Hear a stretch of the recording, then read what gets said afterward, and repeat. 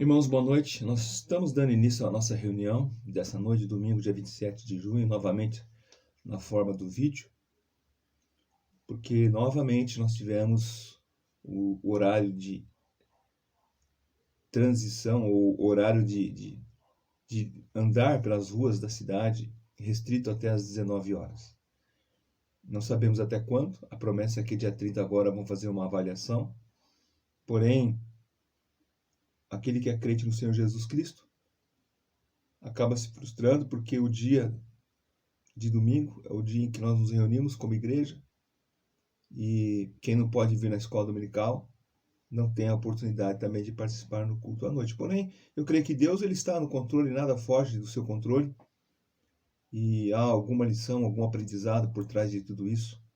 Nós temos que estar com os nossos ouvidos bem abertos para ouvir, os olhos também abertos para enxergar o que está acontecendo ou o que vai acontecer depois de tudo isto. Eu gostaria de antes de orar com os irmãos.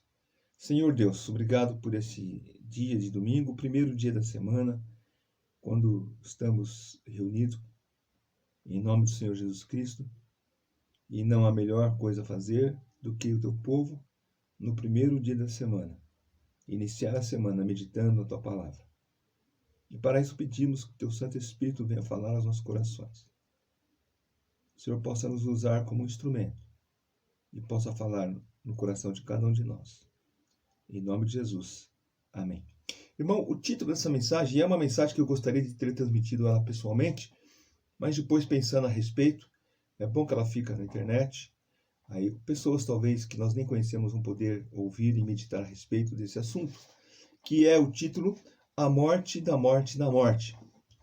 Embora pareça estranho, os irmãos vão entender ao longo da mensagem o porquê desse título, A Morte da Morte na Morte. Quando a morte não tem mais poder sobre você.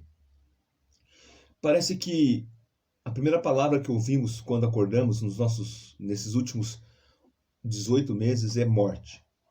Eu acordo de manhã e as primeiras 10 segundos vem a palavra morte, mortos, número de mortos. O Brasil ultrapassou 100 mil, 200 mil, 300 mil, 400 mil, 500 mil mortes por Covid. Não se fala outra coisa. É bola da vez. Morte, morte, morte. Como que se antes do Covid não houvesse morte. Ninguém morria antes do Covid. Mas para o nosso espanto, e os irmãos possam ter uma ideia, antes da Covid, morreram no Brasil em 2019, um ano antes do Covid, 1.233.395 pessoas. 1.233.000. Vamos arredondar para 1.240.000 pessoas. Ou seja, uma média de 3.379 pessoas, ou 3.380 pessoas por dia morreram no Brasil. Em 2020, quando a Covid surgiu, aí houve um aumento, sem dúvida alguma, para 1.443.000 pessoas. 1.443.405, ou seja, 3.954 pessoas por dia. Quase 4.000 pessoas por dia. O assunto morte não é um assunto que as pessoas gostam muito de tratar, mas parece que hoje em dia, especialmente os telejornais, eles têm prazer, até dentro do telejornal tem aquele momento em que o âncora fala, agora vamos passar para o número de mortos. Interessante que eles nunca falam o número de curados, ou quando falam, ele vem depois do número de mortes. Seria bom se começassem dizendo, olha, agora vamos ver o número de curados. E falasse o número de curados e o número de mortos foram tantos. Mas quando dá ênfase ao número de mortos, parece que o assunto que as pessoas estão obrigadas a conviver diariamente é a morte. E embora as pessoas não gostem muito de ouvir sobre o assunto. Mas em Eclesiastes 7:2 nós lemos que é melhor a casa onde tem o luto do que onde é festa. O autor ele diz assim, melhor é a casa onde há luto do que ir à casa onde há banquete. Pois naquela se vê o fim de todos os homens, e os vivos que o tomem em consideração. É interessante isso, né? Você vai no luto, no velório, no enterro de alguém, e ali você considera sobre a brevidade da vida. E nós devemos levar a sério esse assunto. Não só os idosos, os enfermos, todos nós, os saudáveis, os jovens, todos nós temos que pensar a respeito desse assunto. Um livro que eu tenho aqui em casa, eu gosto muito dele, intitulado A Prática da Piedade, de Lewis Bailey. Esse livro foi escrito mais ou menos, para vocês terem uma ideia, em 1611, ou 111 anos depois do descobrimento do Brasil. O Brasil não era nem ainda uma república, era uma colônia de Portugal, e esse irmão escreveu esse livro, A Prática da Piedade. E ele fala de vários assuntos, e entre esses assuntos ele menciona um capítulo sobre a morte, e meditando sobre a morte, e como deve ser a prática da vida do crente com relação à morte. Então ele diz assim, abrindo aspas para o Lewis Bailey: pense nisso. A pior coisa que a morte pode fazer é apenas enviar a sua alma a Cristo. Enviar a sua alma a Cristo e ao gozo celestial mais cedo do que a sua carne deseja. Lembre-se de que o pior fato desta insistência à morte é, na verdade, a sua melhor esperança. Portanto, o pior da morte é mais uma ajuda do que um dano. Por isso que em algumas mensagens eu já mencionei esse irmão dizendo que ele fala que a morte ela é uma aliada. Embora o apóstolo Paulo, ele diz que a morte é a única inimiga a ser vencida, né? Ali em 1 Coríntios, capítulo 15, versículo 26, o apóstolo Paulo, ele fala assim no versículo 26 de 1 Coríntios, capítulo 15. O último inimigo a ser destruído é a morte. E de fato, ela é realmente uma ameaça diária na vida de todas as pessoas. Mas como o Lewis Bailey fala, a pior coisa que ela pode fazer é nos aproximar de Cristo, é antecipar a nossa presença na presença do Senhor Jesus Cristo, embora talvez a carne não deseje isso, especialmente se a pessoa é jovem. E ele então diz que, na verdade, a melhor esperança para o crente é o fato de que a morte mais nos ajuda do que nos traz um dano. E, embora a morte é tratada pelo apóstolo Paulo como nossa inimiga, ela se torna uma aliada. É aquela história, né? O inimigo que se torna o aliado seu. O inimigo que tenta te fazer o mal, que na verdade te faz o bem. E é por meio dela que nós encontramos com o nosso glorioso Salvador Jesus Cristo. Como Lewis Bailey menciona no livro A Prática da Piedade, em outro período, outro texto, né, outra página do livro, ele diz assim, novamente, abrindo aspas para ele: pense no corpo de pecado que você carrega. E ele nos traz a referência lá de apóstolo Paulo, de Romanos 7, versículo 24, desaventurado homem que sou, quem me livrará do corpo desta morte? Então ele fala, pense no corpo de pecado que você carrega, nas guerras da carne contra o espírito. E também ele vai lá para Gálatas 5:17, que menciona essa batalha que nós como crentes enfrentamos diariamente, né? Gálatas 5, versículo 17, onde ele diz: porque a carne milita contra o espírito contra a carne, porque são opostos entre si, para que não façais o que porventura seja do vosso querer. Então ele diz, pense na guerra da carne contra o espírito, na paixão contra a razão, na terra contra o céu. Lembre-se que só um recurso resta para pôr fim a este conflito? A morte. A morte, no tempo determinado por Deus, separará o seu espírito da sua carne, a parte pura e regenerada da sua alma, da parte impura e não regenerada. Vou repetindo aqui. A morte, no tempo determinado por Deus, vai separar o espírito da sua carne, a parte pura e regenerada da sua alma, da parte impura e não regenerada. Fechando aspas. Talvez você possa pensar se de fato será assim. Sim, vai ser assim. A palavra de Deus diz que vai ser assim. Mas não para todos. Nem todos terão a morte como a sua aliada. Nem todos vão poder experimentar essa separação da parte impura para a parte pura, da parte não regenerada à parte regenerada.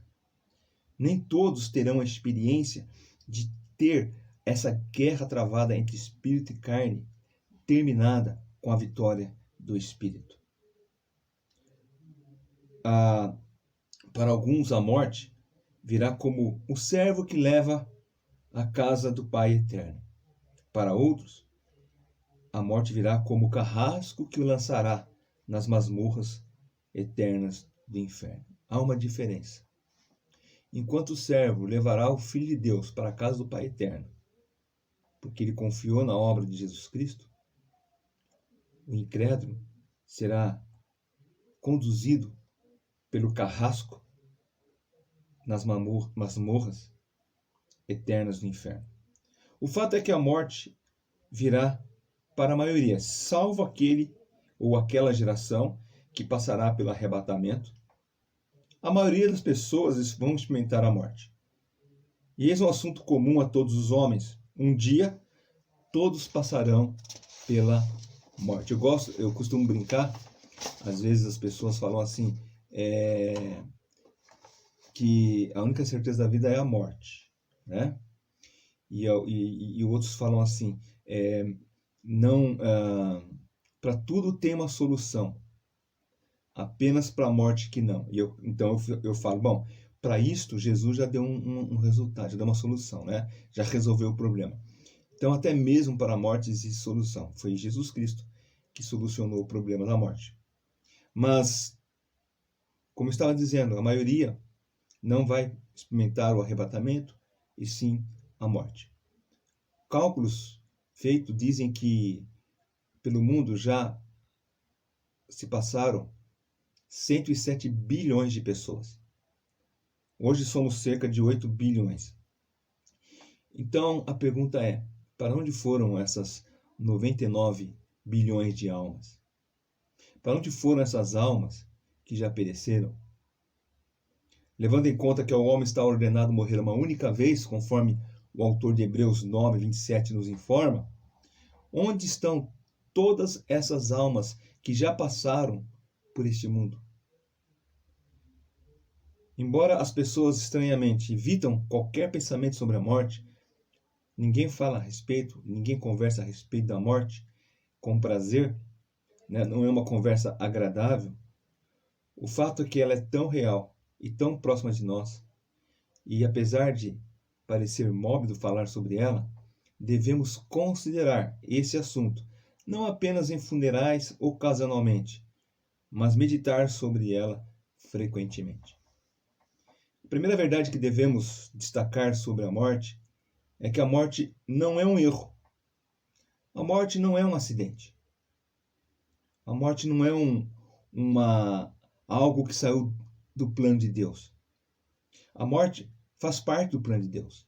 Embora seja verdade também que ela é o salário do pecado, conforme Romanos 6, 23 fala que o salário do pecado é a morte, também é verdade que foi Deus quem pronunciou essa sentença. A advertência da possibilidade da morte foi dada no Éden, lá em Gênesis 2,17. Os irmãos conhecem bem esse texto, quando Deus, falando com o homem e com a mulher no jardim do Éden, deu a eles liberdade de comerem de todos os tipos de fruto que as árvores produzissem. E ele deixou bem claro no versículo 17 que de tudo que o jardim produz são eles podem comer, mas da árvore do conhecimento do bem e do mal não comerás, porque do dia em que dela comer, certamente morrerás. Foi o anúncio, foi a advertência que Deus deu aos nossos pais no Éden. Deste modo, então, é errado pensar que a morte é um acidente de percurso na criação de Deus.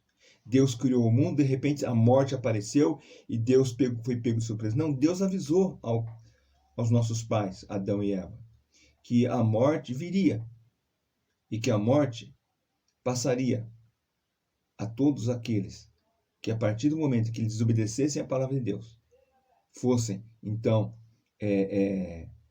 assim, receberiam como pagamento, como salário, a própria morte. Então, pensar que a morte é um acidente é um erro. Que é um acidente de percurso na criação de Deus, pensar isso é um erro. Deus determinou. Faz parte da agenda soberana de Deus. Ele determinou a morte como consequência do pecado. E como Paulo também fala em Romanos 5, versículo 12, Romanos 5, versículo 12, o apóstolo Paulo, ele nos diz assim, vamos lá para Romanos capítulo 5, versículo 12.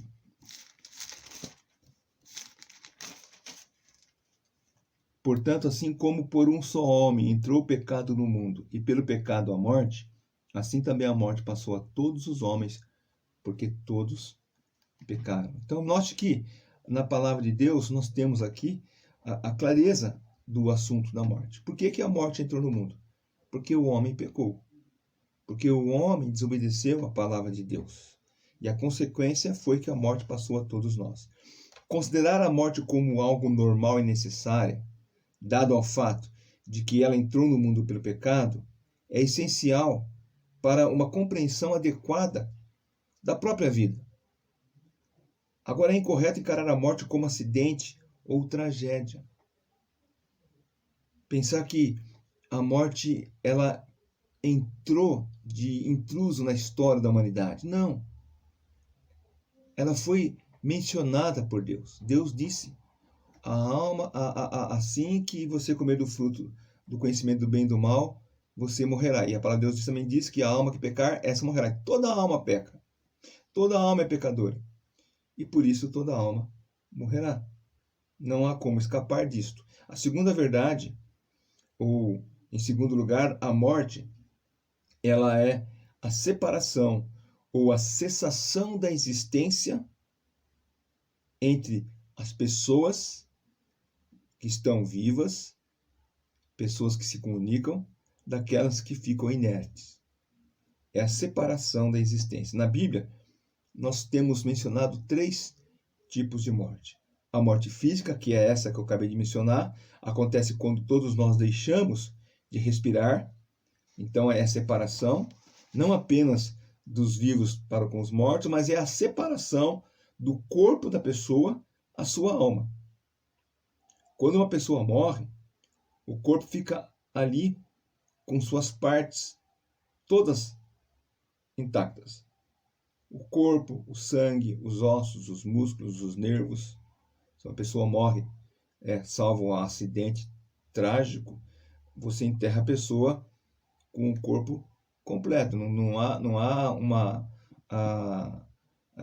no momento da morte, esse corpo não deixa de existir como matéria. O corpo está ali. Porém, não há mais movimento. Esse corpo formado com ossos, sangue, músculos, nervos, ele não se movimenta mais, ele não se comunica, ele não interage mais com as outras pessoas.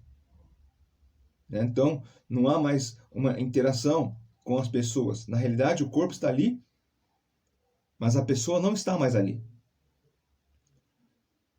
Então, essa é a morte física. Também temos a morte espiritual, que é aquela que Deus falou para Adão e Eva. Nós costumamos explicar que aquele versículo de Gênesis 2:17 diz que quando comer do fruto do conhecimento do bem e do mal, certamente morrerá. Ele está dizendo, morrendo espiritualmente, morrerás fisicamente. A primeira morte que o homem experimentou foi a morte espiritual, que é a separação da pessoa de Deus. O que aconteceu com Adão e Eva quando pecaram, eles tiveram a morte espiritual decretada. No momento em que eles desobedeceram a Deus e pecaram, eles tiveram a morte espiritual decretada. E por isso Deus os expulsou do jardim do Éden. E não houve mais comunhão diária, constante entre Deus e o homem. Houve o rompimento da comunhão de Deus com o homem. Paulo diz em Efésios 2:11 que o homem está espiritualmente morto, né? Só ler o versículo, ele basicamente diz isso. Mas ele, na íntegra, ele diz que Deus nos deu vida estando nós mortos nos nossos delitos e pecados. Ele nos deu vida estando vós mortos nos vossos delitos e pecados. Então, isso aconteceu. O homem está espiritualmente morto. E como já lemos também em Romanos, todos nós somos pecadores. Todos nós estamos mortos espiritualmente. E a terceira morte é a morte eterna. Apocalipse 20, versículos 13 e 14, nós lemos esse versículo, nós vamos ler algumas vezes essa noite. Apocalipse 20, 13 e 14 diz assim: deu o mar os mortos que nele estavam. A morte e o além entregaram os mortos que neles havia. E foram julgados um por um segundo as suas obras.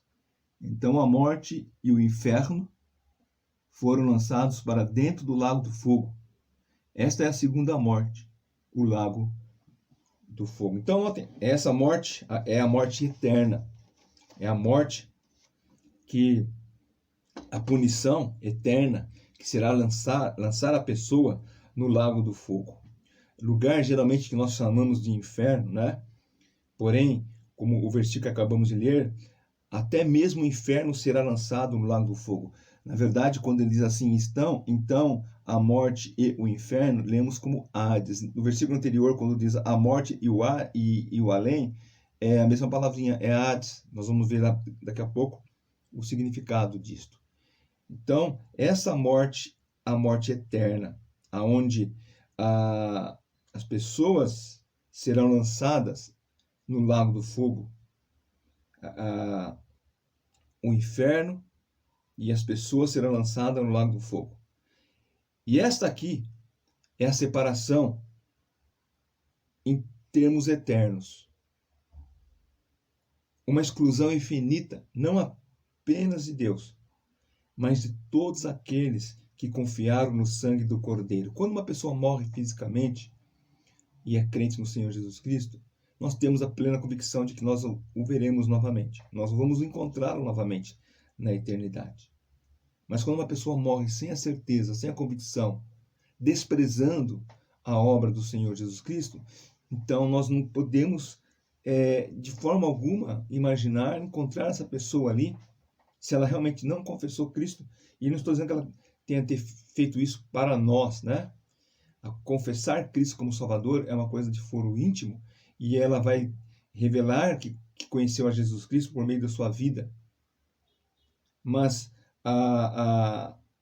o fato é que as pessoas que morrem sem Cristo, dependendo da igreja A, B ou C, pessoas que não confiaram no sangue do Cordeiro, elas serão também não apenas separadas eternamente de Deus, mas também separadas eternamente das demais pessoas. É uma exclusão infinita. É um destino preparado originalmente para o diabo e seus anjos, mas terá companhia de todos aqueles que rejeitaram a oferta de Cristo por seus pecados.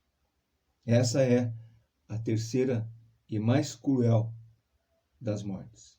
Porque a morte física, ela é uma realidade para todos nós, porém, a convicção da salvação em Jesus Cristo nos torna esperançosos de que estaremos na presença de Deus eternamente. A morte espiritual, nós revivemos, né? Nós tornamos a viver, ou retomamos a vida espiritual quando confessamos Cristo como Salvador. Mas como acabamos de ler em Apocalipse, a morte eterna, essa a pessoa jamais terá condições de voltar novamente na presença de Deus. Em terceiro, podemos ver que enquanto de um lado, vamos dizer, enquanto do lado de cá, os vivos, a morte não é mais agradável, não é algo agradável, né? Nós que estamos lá de cá, os vivos, né? A morte não é algo agradável, ninguém gosta de enterrar os seus entes queridos. Não é um prazer, nós temos, como eu já disse recentemente, nós temos mais prazer de ir num casamento.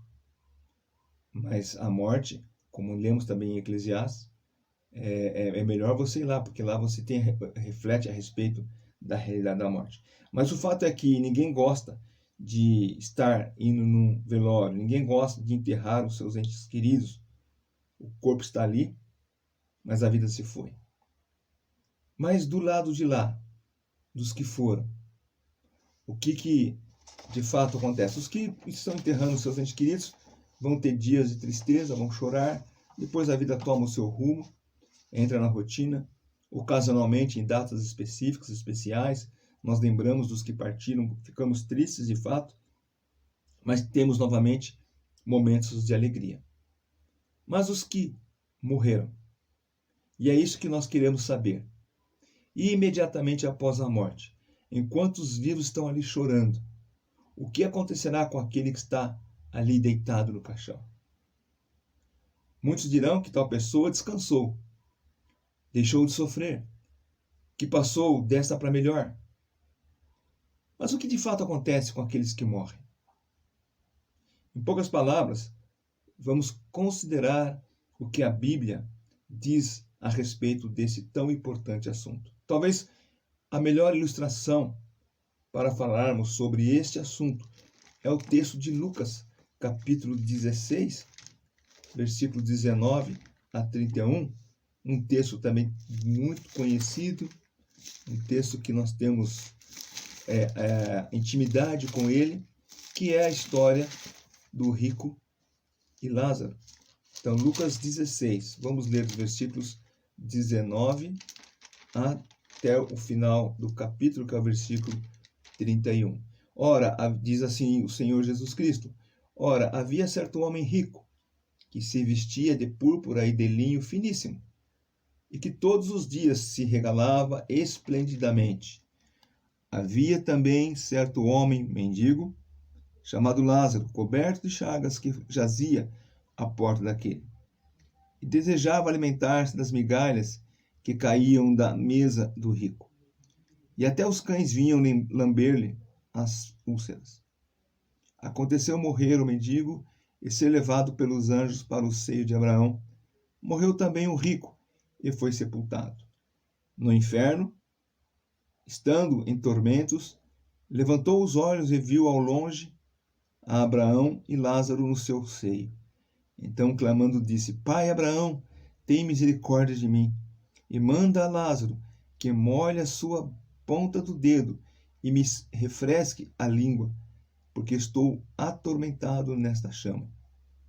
Disse, porém, Abraão: Filho, lembra-te de que recebeste os teus bens em tua vida, e Lázaro igualmente os males.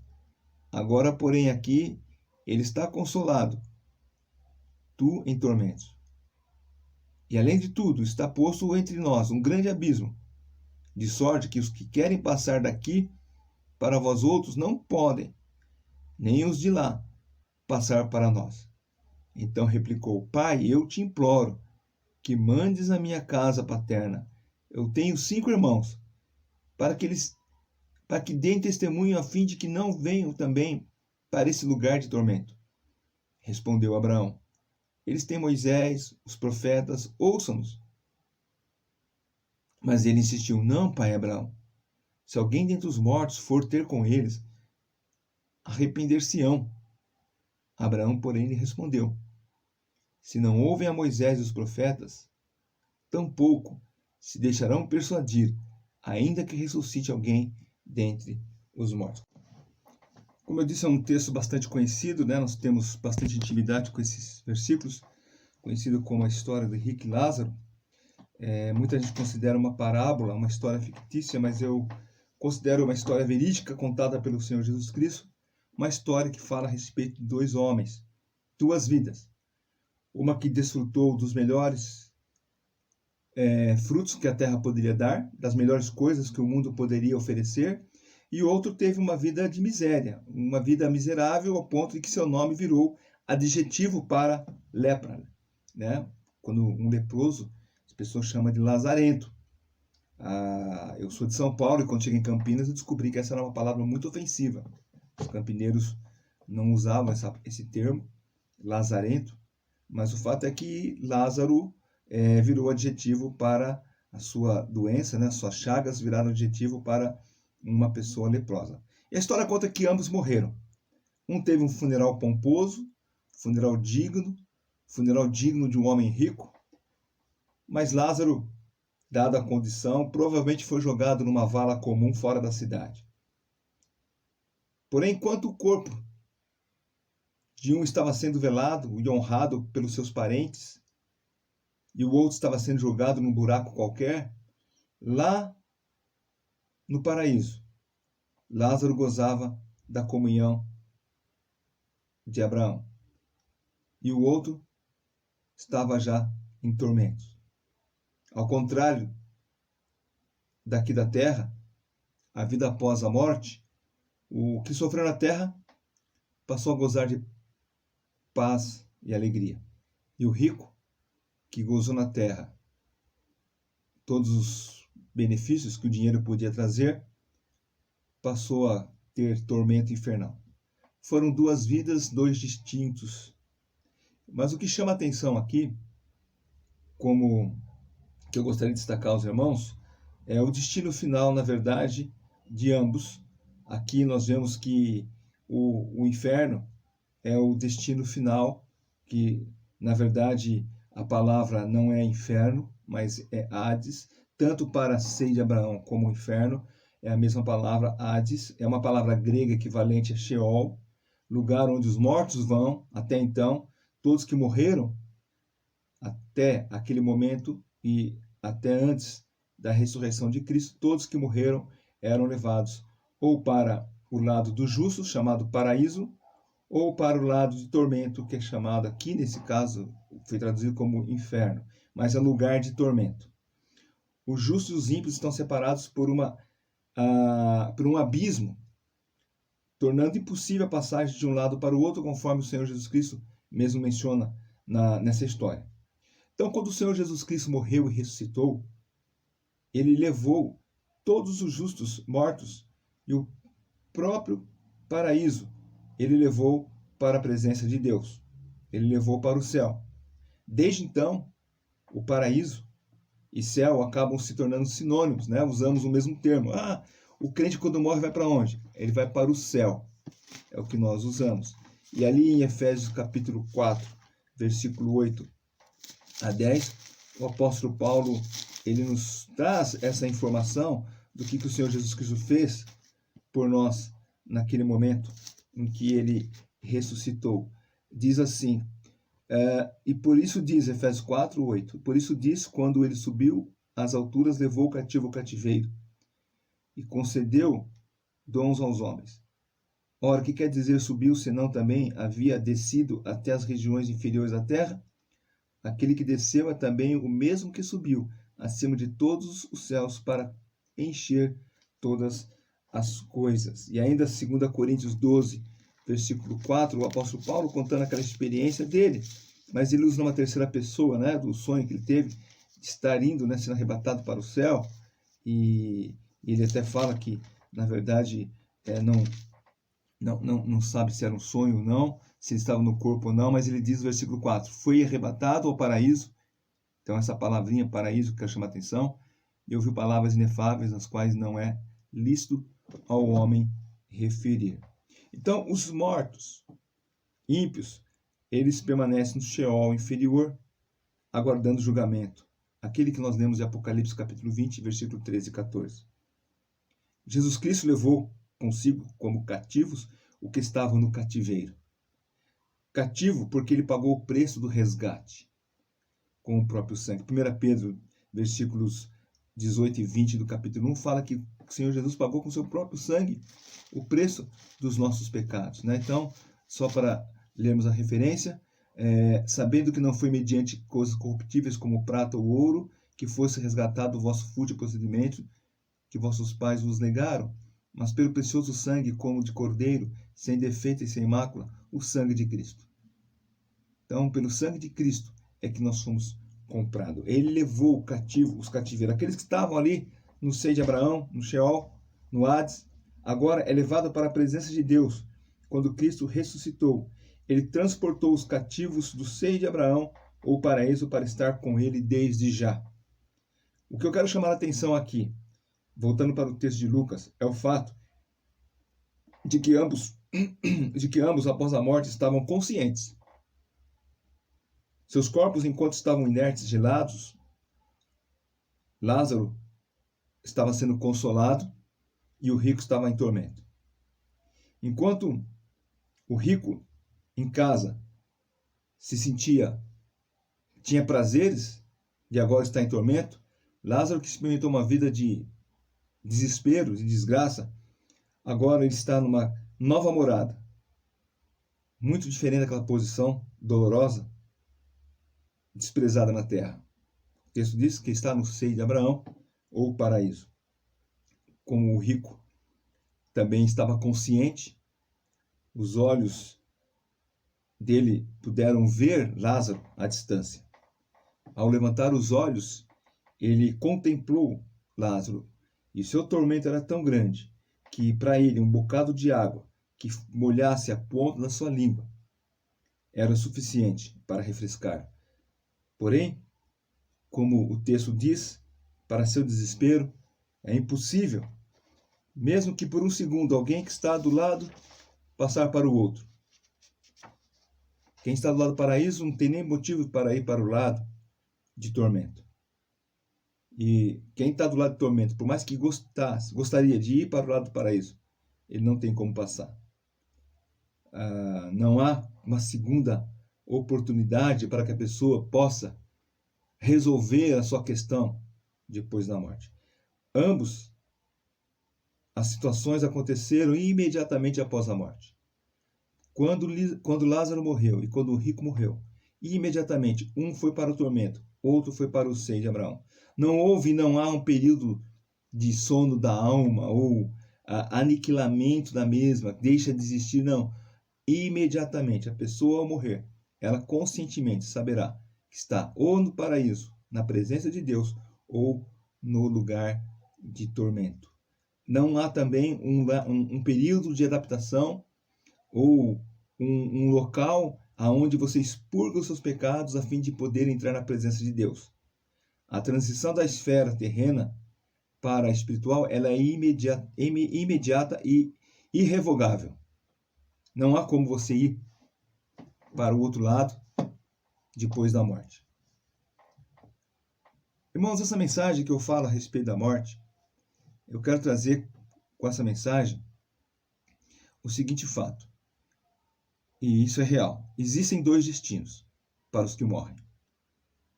A morte para os perdidos, a Bíblia claramente mostra que a eles o destino é uma vida após a morte sem Cristo, destino de sofrimento eterno, de tormento ininterrupto.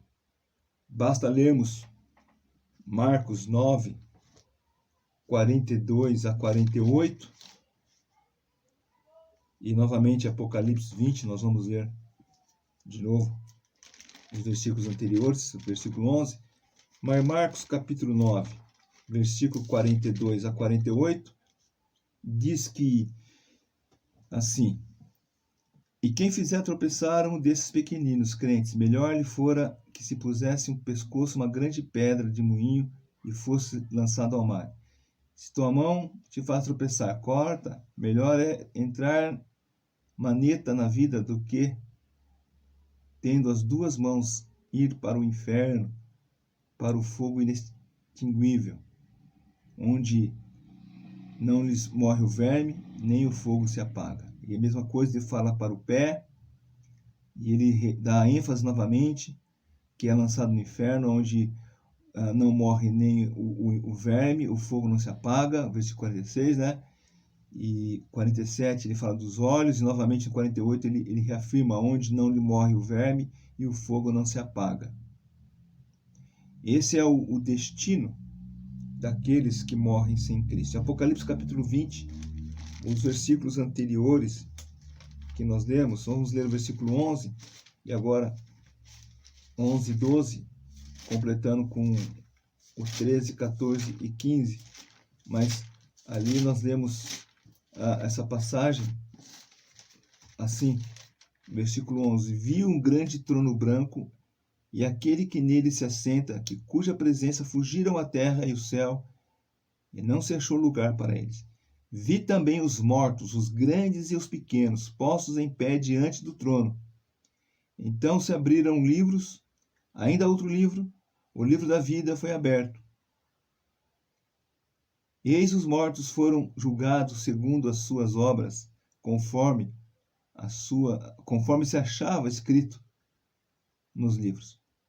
Deu o mar os mortos que nele estavam, a morte e o além, o Hades, entregaram os mortos para que neles havia, os mortos que neles havia, e foram julgados um por um segundo as suas obras. Então a morte e o Hades foram lançados para dentro do lago do fogo.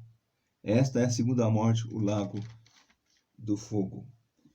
Então, como acabamos de ler aqui em Apocalipse, capítulo 20, versículo 11 a 15, embora exista muita piada a respeito do inferno, que o inferno é uma colônia de férias para aqueles que rejeitaram Cristo, um lugar divertido, um lugar de diversão entre pecadores, e é melhor estar num lugar quente do que num lugar gelado, como eles supõem ser o céu.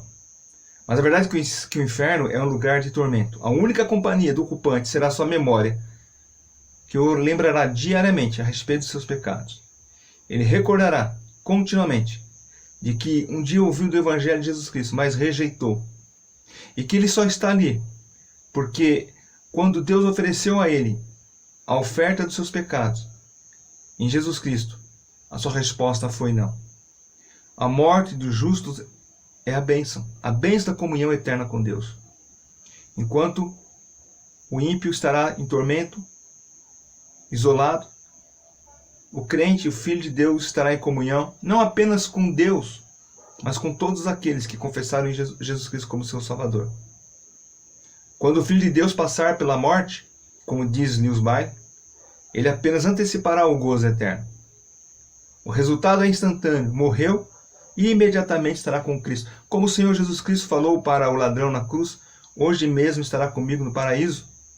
Ali em Lucas 23, e o apóstolo Paulo, em 2 Coríntios 5, também ele diz a mesma coisa, que a morte é uma promessa preciosa. Versículo de 2 Coríntios 5, versículo 6, temos, portanto, sempre bom ânimo, sabendo que enquanto no corpo estamos ausentes do Senhor. E versículo 8, entretanto, estamos em plena confiança, preferindo deixar o corpo e habitar com o Senhor. Essa é a esperança verdadeira, real, de todo filho de Deus.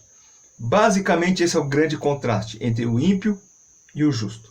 Enquanto os filhos de Deus estarão desfrutando de comunhão espiritual com Cristo eternamente, comunhão esta, como eu acabei de falar, com outros irmãos, e essa comunhão que nós já desfrutamos aqui em terra, aguardando o bendito dia da nossa união para sempre, o ímpio, ele já está agonizando, ele estará agonizando eternamente.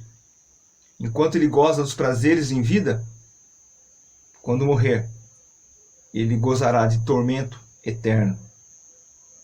Rejeitou a oferta do perdão dos seus pecados. Deliberadamente rejeitou a cruz de Cristo. E por isso estará sofrendo eternamente. A morte abre a porta do céu para o crente. A morte também é a porta de tormento para o incrédulo. Enquanto a morte é a porta de entrada para a nova vida, uma vida gloriosa, uma vida que jamais terá fim para o crente, para o incrédulo, a morte é a porta para o tormento eterno. Um tormento não de 100 mil anos, Se fosse assim, se o inferno fosse por um período, mesmo que um período de 100 mil anos ou 1000 anos, isso traria algum alento para aquele que ali se encontra. Isso traria alguma esperança. Porém, para o incrédulo, não há esperança, não há alento, não há segunda chance. A morte selará o seu destino para sempre. Cabe a você, meu ouvinte, desde o mais novo até o mais velho que está ouvindo essa mensagem, sondar o seu coração e responder para você mesmo a seguinte pergunta: para onde eu vou quando deixar esse corpo?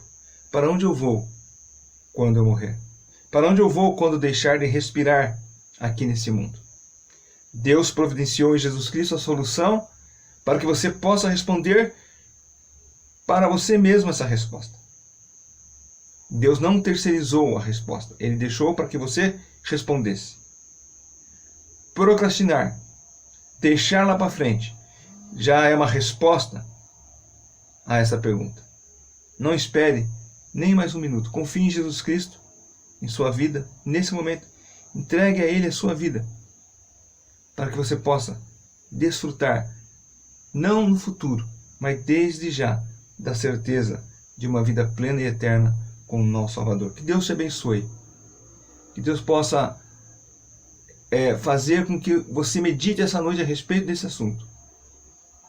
E que antes de dormir você possa responder a essa pergunta: estarei com Cristo, como Lázaro está com Cristo? Ou farei como o rico? Desprezarei a oferta da cruz e por isso serei lançado no lago do fogo do inferno eternamente. Que Deus possa ter piedade e misericórdia da sua alma, se você tão somente clamar pela salvação dele. Vamos orar. Senhor Deus Pai, esse é um assunto tão sério, tão importante, que cada um de nós tem que saber responder com convicção, não com achismo, mas com plena certeza. E eu peço que o Teu Santo Espírito possa, neste momento, ó Pai, falar no coração de cada um de nós. Que cada um possa sair desse vídeo, dessa mensagem, com a resposta convicta de que estará contigo eternamente.